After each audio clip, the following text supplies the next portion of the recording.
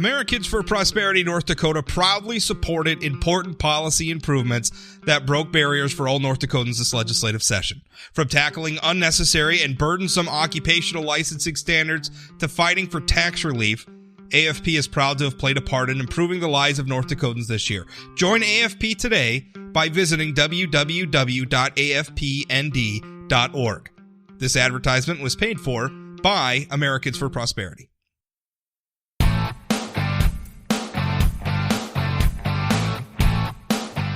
Welcome to the Plain Talk Podcast. I'm your host, Rob Port. A little bit later in the show, Senator Kevin Cramer answers your questions about, trade and the Mueller report and all sorts of issues. He also responded to a question he didn't quite have the full answer to about the grain grading for exports to Canada. So stay tuned for that if you want to hear more about grain grading, then maybe you're interested in. It was a great interview. That's a little bit later in the show. But before we get there, I want to talk about a letter to the editor in the Fargo Forum. Headline, Women Are Making Their Voices Heard. It was authored by a gentleman by the name of Barry Nelson. And in it, he takes exception to myself as well as my good friend Chris Berg, who, if you're not familiar with him, does a television political commentary show on Valley News Live at 6:30 p.m. Chris is a good longtime friend of mine, even before he worked for Valley News Live. Very nice guy. And both he and I have been critical of State Representative Ruth Buffalo and also Representative Ilhan Omar, a Democrat from Minnesota. In his letter, it would be one thing if I could certainly understand if Mr. Nelson disagreed with my criticism of Representative Omar, my criticism of Representative Buffalo, or Chris Berg's criticisms.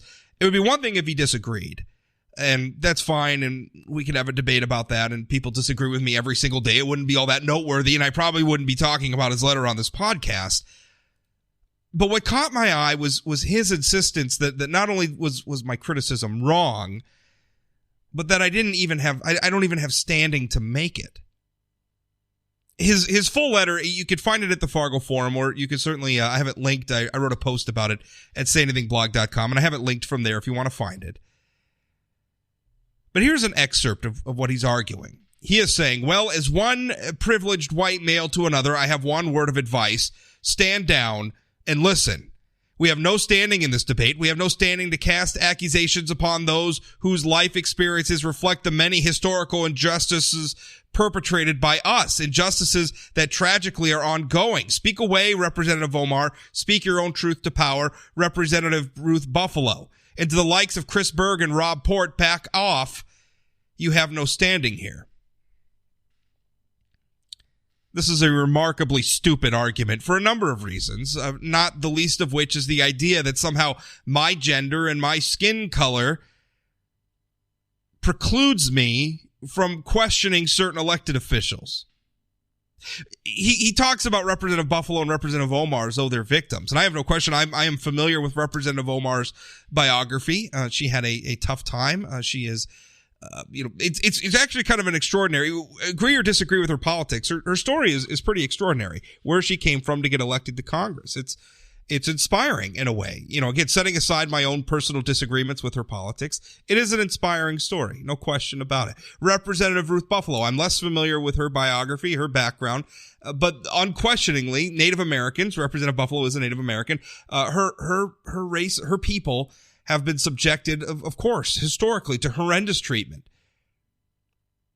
But I chafe a little bit at the idea that these historical injustices were perpetrated by us, right? I mean, he's speaking to me as another white male, and he's saying that white males perpetrated these injustices, which are not necessarily true. I mean, that makes it seem as though white males are just responsible for all of the injustices of the world, and they're not. Native Americans perpetrated injustices upon one another. The various, Muslim identities perpetrated atrocities on one another. White males certainly participated in that. White females participated in that. It's no human being is free of some ugly realities in their family tree and their background and their ancestry. It's all over the place. But I don't understand why I personally am responsible for that. This is the problem with treating people not as individuals, but as members of groups.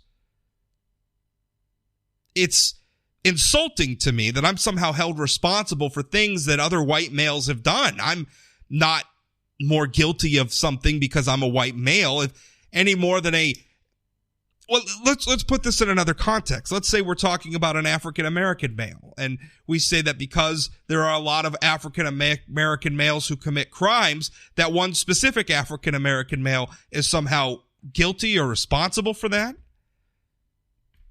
That's absurd.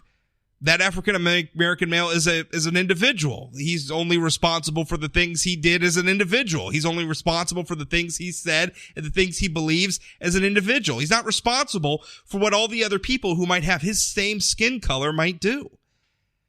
And there's also a problem with assuming that Representative Buffalo and Representative Omar somehow need to be protected from criticism from people like me. Now, the reason the specific criticism he's talking about with Representative Ruth Buffalo, you may remember this if you've been listening to the podcast, if you follow SayAnythingBlog.com. Some weeks ago, Representative Buffalo attended an event, a gala put on in Tennessee, in Nashville, Tennessee, and it was a star-studded affair. Lots of celebrities. Jennifer Lawrence, I think, was the headliner. It's a very high-end event, and it was put on by a left-wing group called Represent.us, Represent Us. They were involved in backing the Measure One campaign. So this is a group, very, very wealthy left-wing group that's been active in North Dakota politics. And now all of a sudden a state lawmaker from North Dakota is attending their event. And I was wondering about the nature of, what sort of remuneration she may have received. Was she paid for the speech? What were her accommodations? Were those paid for by the group? Questions that I think are not unreasonable to ask any elected official. If an elected official is traveling somewhere where I think it's fair to ask who's paying the bill. What sort of money are they making? We should be transparent about these things. I asked these questions of Representative Buffalo. She didn't answer. And so I wrote a post about the fact that she didn't answer because I think it's unfortunate when elected officials don't answer pertinent questions from the news media.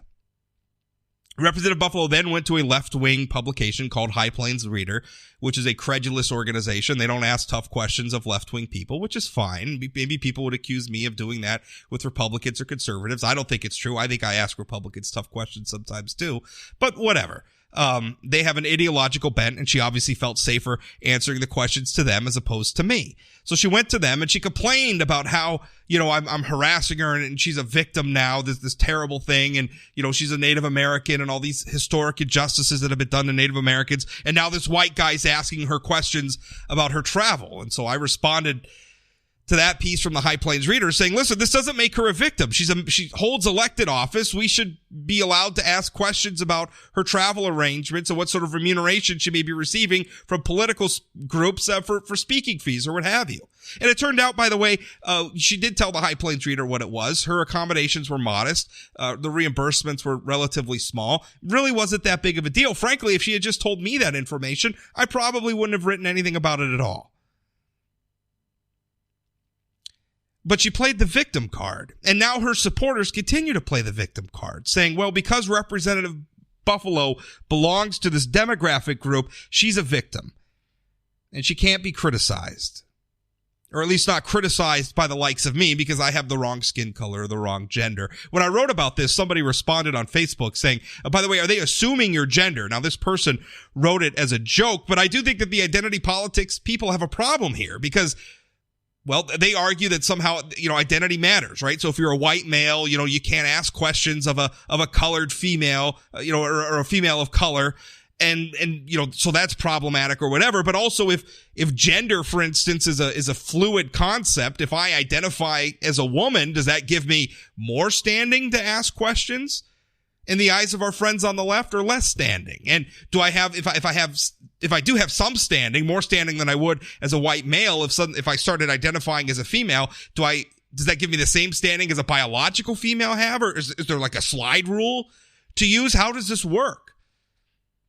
Or maybe the whole thing's absurd.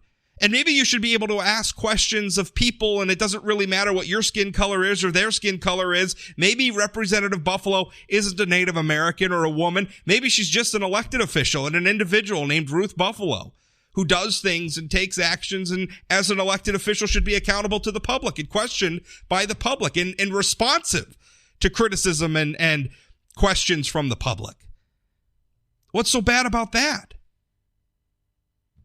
I don't like this idea that we're going to carve ourselves up, and this is very much central, right? It's called now I'm forgetting the term. Our friends on the left, they have so many terms for this, but it's like intersectional politics or something. But basically, they have essentially a hierarchy of victimhood where certain people are more victims than other. We're actually seeing it with Pete Buttigieg on the national stage. He's a homosexual man, the mayor of South Bend, Indiana, who is running for the president of the United States. He's gotten a lot of attention, but there are people out there saying that he still has privilege, right? Because even though he's a homosexual man, he's still a white male. And now, his place on the hierarchy of victimhood is not as high as some other flavors of victims. I'm just looking, all this is scratching my head. I mean, this is absurd.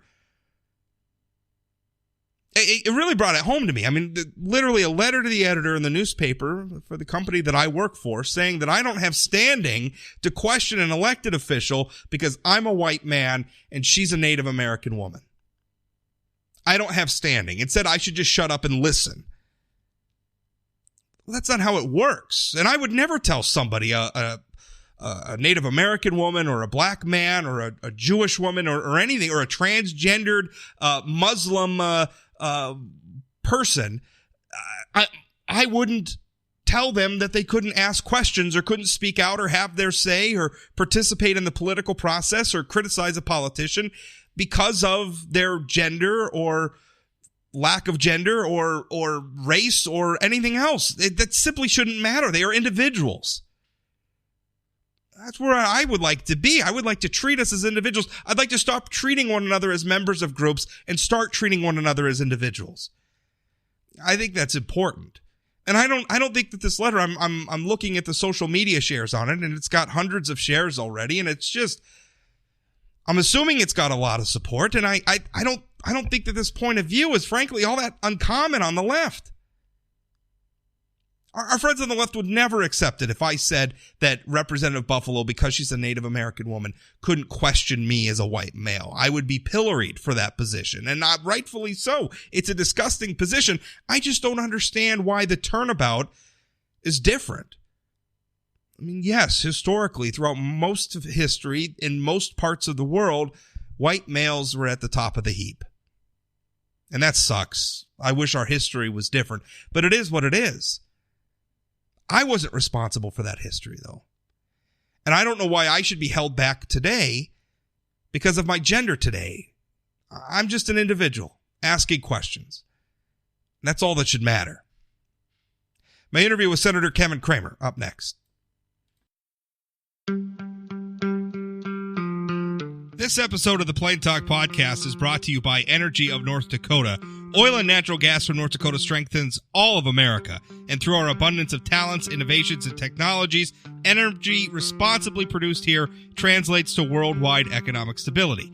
With producers and our communities working together, we're securing a sustainable future that generation after generation can build on. It's all happening right now with Energy of North Dakota. Learn more at energyofnorthdakota.com.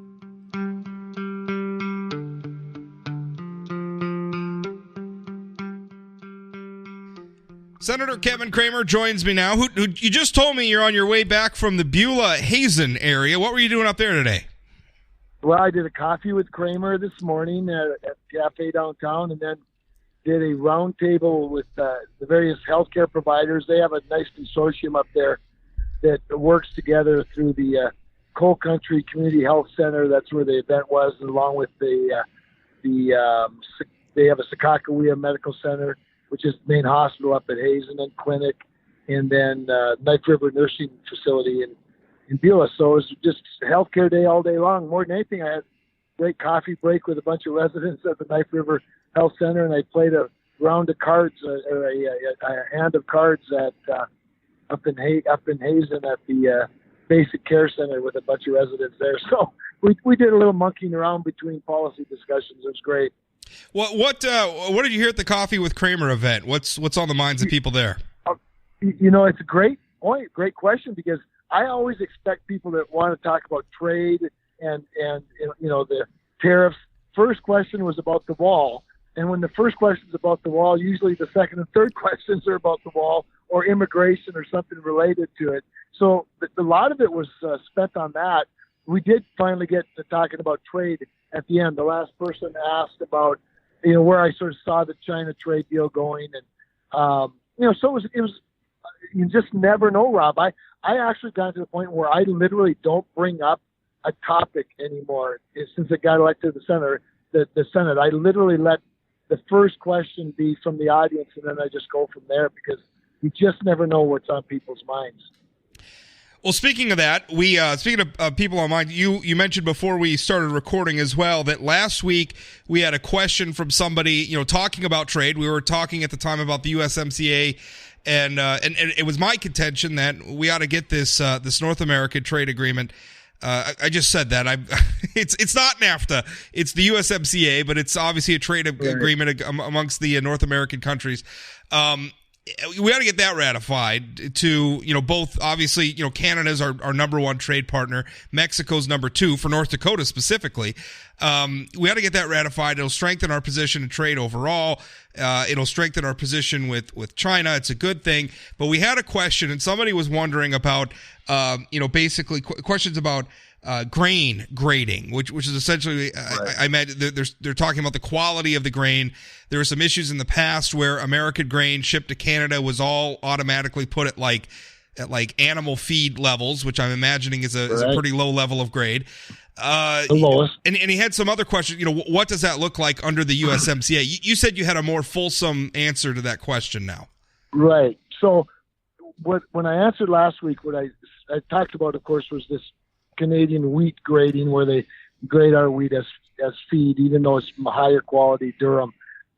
But the question was more specific to variety registration, which is more about how you grade the seed.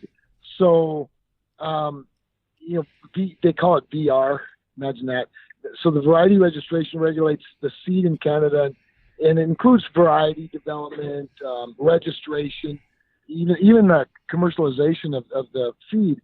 And their policies, as a national policy, requires that all wheat that's not grown in Canada is segregated, and they classify it, Rob, as, quote, foreign grain, which of course makes sense. It's foreign.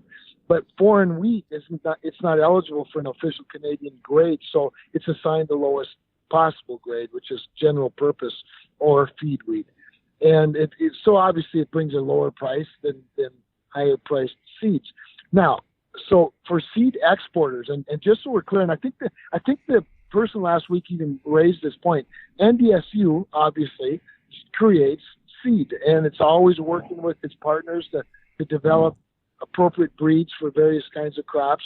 But they're an exporter. So the question is, are they able to register U.S. origin wheat seed varieties in Canada's variety registration system, which then would allow them obviously to sell it in Canada, receive a wheat grade and those things. Well, under the USMCA, U.S. grown wheat of a variety that's registered in Canada is in fact eligible to receive an official Canadian grain grade. However, the unfortunate thing is, of course, like is often the case in countries with a lot of bureaucracy, including the United States, I might add, the Canadian system, the VR system or varietal registration system, it's very burdensome. It involves consideration of criteria that aren't even related to quality. So, maybe a trait like yield, for example. And so what it does is it's just a barrier to entry for U.S. companies. In other words, it's likely no one would even bother with the cumbersome system, the current system. So we understand that it's a process. It's still a barrier for public variety innovation. But I do think that the wheat grading provision is a step in the right direction for North Dakota wheat. I would also say that while it's not changed directly in USMCA, we did get some language in there that requires further discussion with Canadians about this very topic. In other words, it didn't become part of the policy change, but it did get thrown into the discussion pile, if you will, for ongoing discussion and possible movement in the future. So it's a small step. The grading system was big. The varietal system not as big, but the discussion at least has been flagged and identified for ongoing negotiation.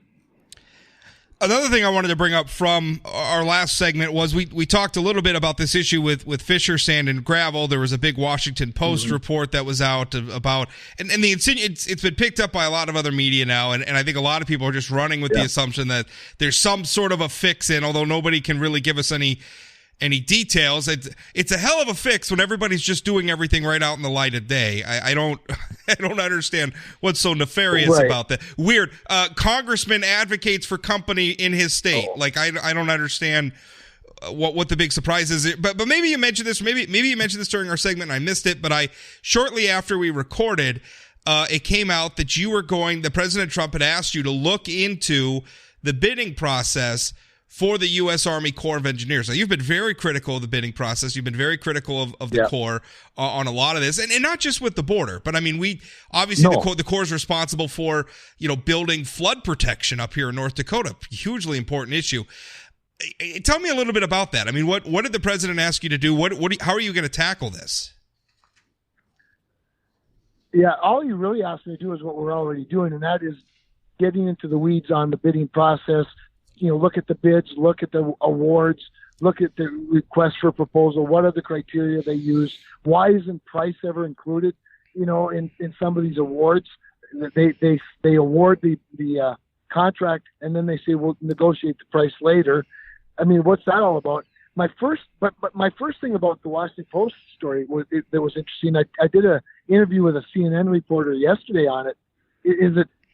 Since when? How can the fix be in for a company that never gets? I mean, where's the? We lost Senator Cramer's cell phone connection there for a minute, which it's so you make so much time for us to be able to do this every week, and a lot of times that means that we get to hear you huffing and puffing as you hustle your way up to the Capitol for a vote, or we maybe get some not so great cell phone connections as you're traveling through rural North Dakota, which all of us live here have dealt with at one moment or another. But I'll let you complete your answer where you were at. So, basically my point was it's interesting that these reporters, these journalists, so-called journalists, are interested in the company that doesn't get the contracts, but they're uninterested in the companies that continue to get the contracts. They never scrutinize their relationships or who they're working with or where they might have used to work or who their political contributions are to. It's Fisher Industries that they're most interested in, and they haven't gotten the contract yet. But I think it reveals a lot about the swamp. And I just hate the bureaucracy, as you know, Rob, and I'm passionate about breaking it up. We talk a lot about the bureaucracy in Beulah today, whether it's Health and Human Services or the Center for Medicare and Medicaid Services or whatever the case might be. We complicate simple things in the federal system, and that's one of the things I'm most passionate about is putting people back in charge instead of the bureaucracy. But anyway, the good news was that, Fisher did build some wall over the weekend, as we saw, and there's even some controversy about that. It was built on private land by private people with private donations, and now the mayor of the neighboring community says it isn't zoned properly or some crazy thing like that. Yeah, well, how dare private people with their own money put up a wall? Yeah, isn't that interesting? Who knows? Yeah. I think it's interesting. I'm obviously I work in the news media, so I am very interested in transparency. I'm very interested in processes that allow us all to look in. I think there's a difference between that, and I mean, at some point, you just got to let the people who are elected to govern. And I think we struggle with that all over, but we put so many processes in place that ultimately the people who are elected to govern don't govern. It's the bureaucrats doing it. And I think this U.S. Army Corps of Engineers is a perfect example of that. At some point, we just need to be able to make decisions. And if the elected people make the wrong decisions, then we'll elect new people. Or we could criticize them because it's all, just do it all out in the daylight. But outside of that, just let the elected people make decisions. Rob, I think the biggest illustration, really, the biggest thing that the Corps of Engineers situation demonstrates, is, to your point, is the lack of transparency. And that's what bothers me the most about it. But it's also, as I remind them, it's why we elect people to have oversight over them. And when they ignore that, that's even a bigger problem. When they figure they can outlast the elected person. But that's also the problem of Congress itself when it's acting out of these authorities. And in many respects, we've done it to ourselves by passing these broad authorizations and giving these agencies so much authority. The other thing, in fairness to the Corps and to the bureaucracy, I have to say is, we're such a litigious society now that there's always a group, if not multiple groups, that can't wait to sue the federal government over something, to stop something, to protest something. There's always a judge somewhere that's willing to accommodate that.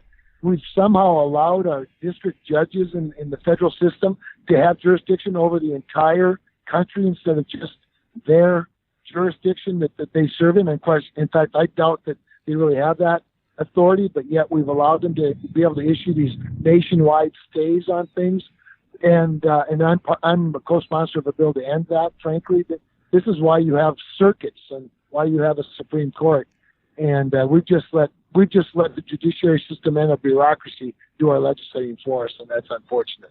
You were on Fox News this week, and you made a couple of points. One was about Iran. You said that President Trump is playing a good cop, bad cop on Iran. What do you mean?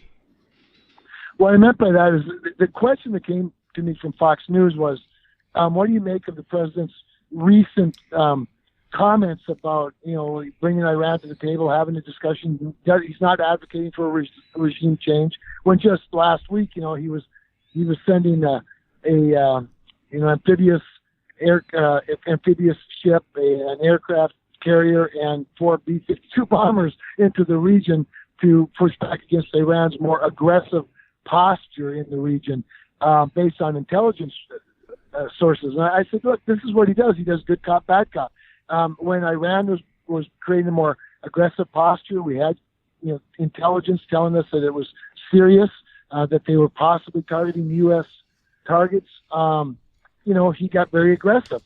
And as a result of his aggression, they deterred them from continuing that, and they backed off. When they backed off, he's trying to calm the waters by letting them know we're not interested in regime change. We want to talk about getting rid of nuclear ambitions. He's done the same with Kim Jong-un in North Korea. Talks tough, gets him to the table. Kim Jong-un, won't give up certain things, and so he talks tough again. And then when they're talking, he gets, he responds to the circumstance and the situation. Same with China. Let's face it. He's having a good negotiation with China for months, and then they back off some of the concessions, and it's tough again. So I don't think it's anything more than that, more complicated than that. I do think he does tend to play good cop, bad cop, even with some of his team. So there's a lot of talk about John Bolton, who's much more hawkish than you and I are, Rob, and then Donald Trump is. He's always wanting to get very aggressive. They have these debates sometimes in public, but that's another one of, I think, Donald Trump's styles, is that he lets his own administration have very public disagreements. I think he uses them, frankly, as trial balloons and assesses the response of the public to this very public conversation. I like it because it's very transparent, to your earlier point about other things. He literally thinks in some cases out loud with full transparency. He's even had, as you know, C-SPAN cameras in roundtable meetings right in the White House where he's discussing things like gun control or mental health issues. So it's just a different style than probably than any president in history, but I don't think it's a bad style. Also, during that Fox News appearance, you said that impeachment is not a winning strategy for Nancy Pelosi, and essentially you said, it's just time for her to move on. And it's interesting because today, Bob Mueller, who was, the Mueller investigation of infamy or fame, I guess, depending on your perspective, he held a press conference today. I'm not real sure what the point of the press conference is, because he came out and he told us all that the report that he issued, the report that's now with modest and legally required redaction is widely publicly available. He said that should speak for itself. So I'm not sure why he's holding a press conference today. He's not. We lost Kevin again there for a moment, but I was just in the moment in the process. People probably heard the Skype sound of the call dropping, but I was just in the process of asking what the point of his press conference today. What was your take on it? What did you see with Bob Mueller in his press conference? it's interesting. I didn't see the news conference. I heard about it. That he issues this report that says there's no evidence of collusion, but evidently in his press conference he said, but it does not exonerate the president. And yet, though, he's a prosecutor that chose not to prosecute or even indict. I think Bob Mueller. I'll be honest. I've never been a big Bob Mueller critic. I think he's taken a beating. He's probably earned some of it, certainly by the people he's hired, especially he's hired such a left-leaning group of investigators. But I also have admired that he's stayed out of the public fray. And believe me, I'm sure he was tempted a few times when people are shooting at him from all sides, much like Jim Comey, except Jim Comey couldn't stay out of the public fray.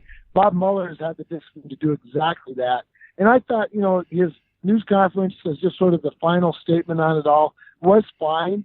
But I think it just further cements the fact that it's over and it's time to move on. He held the news conference. The report speaks for itself. I've read the report. It speaks for itself. The idea that somehow there could be obstruction when there wasn't a crime to obstruct, there could be a cover-up, as Nancy Pelosi says, when there was nothing to cover up. I just think it's time to govern. And I think that's to your earlier point about Nancy Pelosi and impeachment. It's really time for her to discipline her caucus and start governing the country. Yeah, well, let's just govern already. I thought it was interesting that Mueller really focused on that this does not exonerate him. Okay, yeah. I mean, what about innocent until proven guilty? If you can't make your case, then he's innocent. He didn't. Then there's nothing there. I mean, if I've never murdered anybody in my life, but I suppose somebody could come into my life and spend however many millions of dollars and years investigating me, and then conclude, well, we didn't find any evidence that Port murdered anybody, but we just want to make sure clear that doesn't mean he's not a murderer. What are you doing? I don't understand the emphasis on that. If you didn't file charges, you didn't prosecute him for anything, then move on, right? The prosecution, we all know what prosecutions came out. We're all aware of that information. We have the 455-page report. Why do you need to keep stressing this idea that, it doesn't exonerate him? Because they want a different answer than what they got. And so you're right. No one has to prove, your innocence. You cannot prove something did not happen. And so that doesn't equal, you can't exonerate him. Since you can't prove that he didn't do something wrong, then you can't exonerate him. Well, that's nonsense. That's not what exoneration is. I frankly, Rob, I think that, the president would have done well to not spike the football. Just let the report speak for itself. He's not, there's no collusion, no evidence of collusion. I do think probably some of what Robert Mueller's defensive about. We're all people. We're all humans. Sometimes we might get defensive when we're under attack. He's probably a little defensive about the fact that they're questioning whether there should have even been an investigation. And they're right to question that because a special prosecutor, special counsel statute requires evidence to even call a special counsel. So the justification for the $30 million and the 2 years of hell needs to be demonstrated. So maybe he's feeling defensive about the fact that they're now investigating the root cause or the premise of the whole investigation and felt he needed to somehow push back a little bit. But all in all, it doesn't change a thing. Donald Trump isn't guilty of anything, and it's time to govern. Going to go to some questions now. Nat on Twitter says, has he read the Mueller report? If so, does he have any regrets for aligning himself with a candidate that encouraged and welcomed electoral help from an adverse foreign country, regardless of illegality? Does he think this was moral or patriotic? I did read the report, and it doesn't say that he did. I mean, there's zero, no evidence of collusion. So if you want to discuss if we want to discuss whether there was. We are really struggling with the cell phone connection, but Kevin, go ahead and continue finishing your response there. Sure. So, you could discuss if you wanted about, obstruction or using, whatever you want to say about the president, if there was something to obstruct. But when there was no crime committed, Nancy Pelosi was making a claim, for example, that there was a cover-up. Well, cover-up of what? No evidence of collusion. And so I guess the question was, do I regret aligning myself with him? Not at all. My gosh, he's the president of the United States. His policies have been fantastic for North Dakota, for our country, for our economy, for the rebuilding of our military, for the cause of freedom, not only here but around the world. He's restored lots of rights and eliminated lots of regulations that were stifling to individual property owners, to industries, to agriculture. He's improved America's status in the world. We're more respected than we've been in a long time. And he's got really big bad actors like China and North Korea at a negotiating table when previous presidents couldn't do it. So no, I'm glad he's the president. I wish that the haters would get off his back and stop. I don't mind having him being held accountable. I hold him accountable myself from time to time when I think it's right. But the haters ought to just get on board and try to help the country be better, rather than spend all of their energy and emotion on just hating them and trying to prove a negative. Another question via Twitter. When talking trade war, it cannot be overstated how important it is to win given China's 2025 goals. Selling food to a country that wants us destroyed, not important. We shouldn't have betted with China to begin with. Keep jobs in our hemisphere, not China. Agree?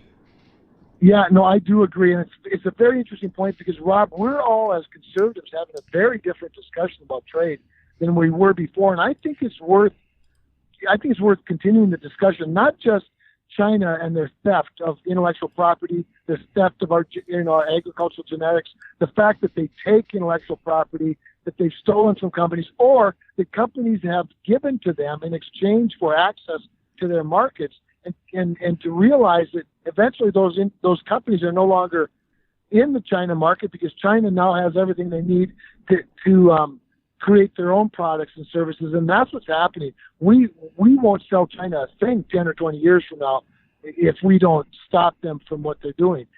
But there's even a bigger question, and I think this texture is alluding to this, and that is the loss of entire industries to China. While we benefit from the lower cost of the products that come back to us, come at a cost. So as consumers, we buy things cheaper from China than we could if we were making them ourselves, or if other European allies were making them, or maybe Japan or South Korea or other countries that we're more allied with make them. Maybe they'd cost more, but maybe other things would cost less as a result, and we'd have more jobs, higher paying jobs, better economy. I think that the whole discussion around taxation as an example. Take tariffs. Tariffs, of course, as you've heard me say many times, tariffs are paid by the consumers, the last person to buy a product that has any part of it or all of it that has had to pay a tariff to come into our market.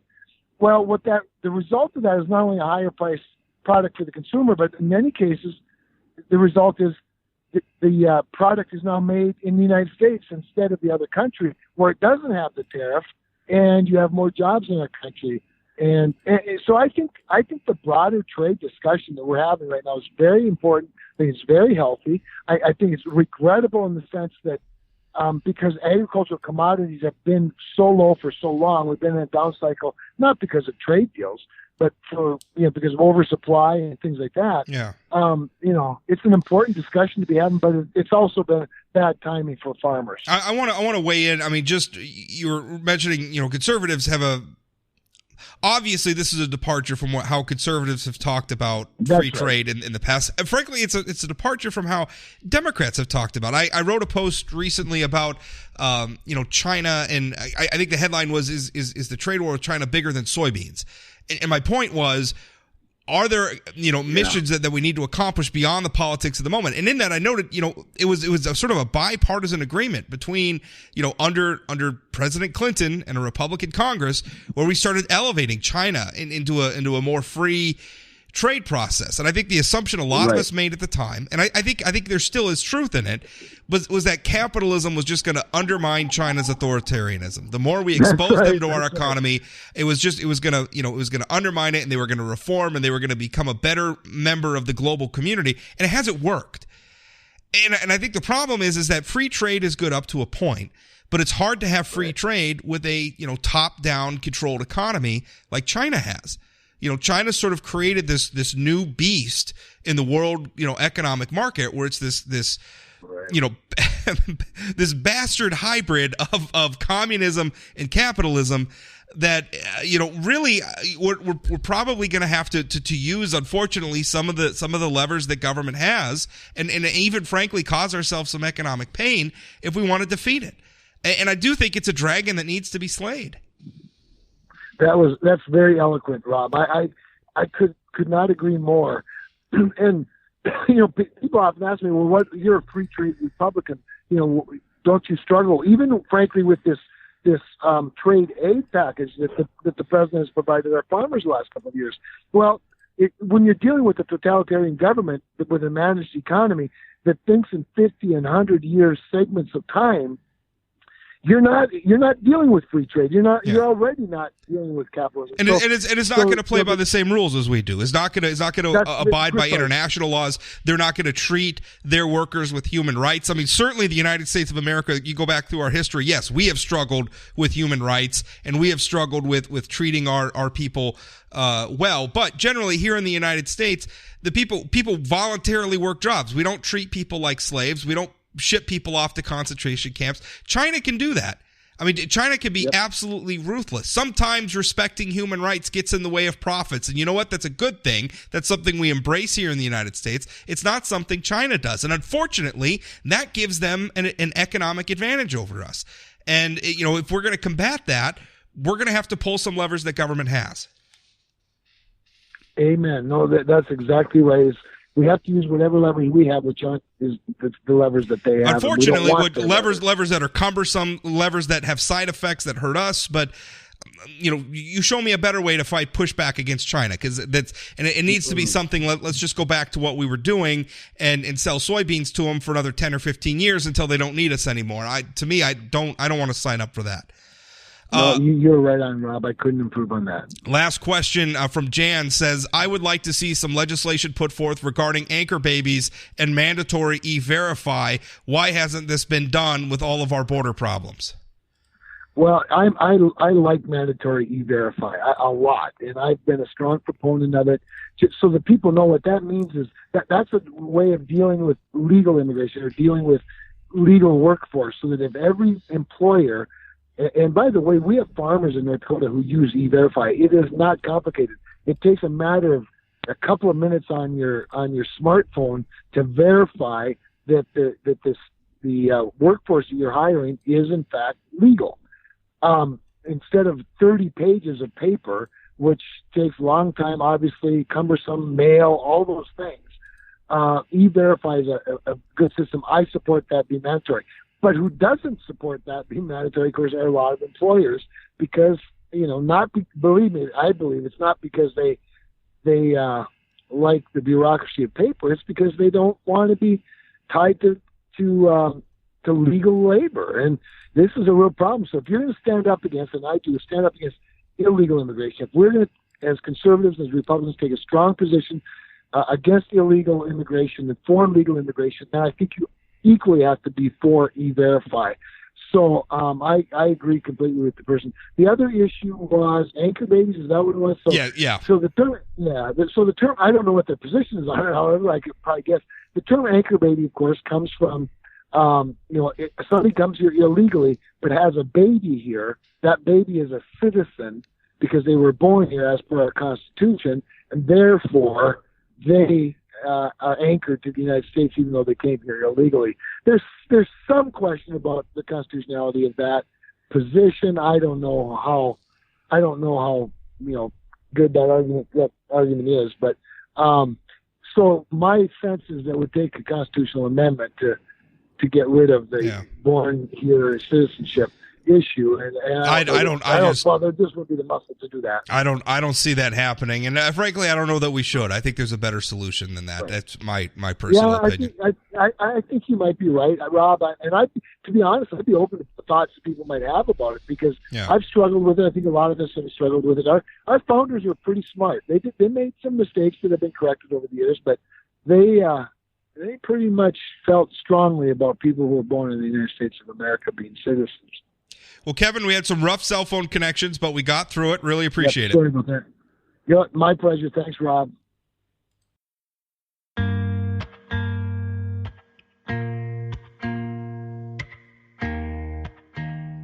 That's it for today's Plain Talk podcast. Before we wrap things up, I wanted to read a little bit of feedback I got from a listener. He writes, Mr. Port, I recently came across your podcast. I am a younger man and work in North Dakota. I wish I could hug you. Your show, your views, and regular interviews with our government representatives is absolutely spot on. Thank you for standing up and voicing the common sense we all should live by. I constantly find myself unconsciously nodding my head yes while listening to your show. Just wanted to share my appreciation for your time and to discuss the real issues in our country. How do we find a big enough platform to show the U.S. Congress that they need to stop acting like children, take action on policy, and forget investigating things that will not likely matter in a few years? It's not about winning. It should be about us all meeting in the middle and thriving. It seems all the Democratic electorate cares about is winning. The arrogance that emits from them and the liberal elite is quite frankly very offensive to me. It's not their policy or opinion. It must be detrimental, and conservatives are too simple to negotiate with. I am so sick of this rhetoric. Both sides play this game, defending on the position of the political power pendulum, but this seems to be extreme since the time of Trump. Again, thank you. It's a pleasure to listen to your common sense and real important subjects. Well, thank you for the letter. I certainly appreciate that. And I would say to your point about why we can't seem to get along, I think what we need to recognize is that there is a broad spectrum of worldviews, of philosophies, and it gets complicated. I mean, you could simplify things and sort of divide the nation up into Republicans and Democrats and independents, but that's not really sufficient to encompass, because there are independents who sort of lean Republican and independents who sort of lean Democratic. There are people who vote Republican but are very maybe socially liberal and libertarian, and the same libertarians who maybe vote Democratic. It's a spectrum. It's a complex thing.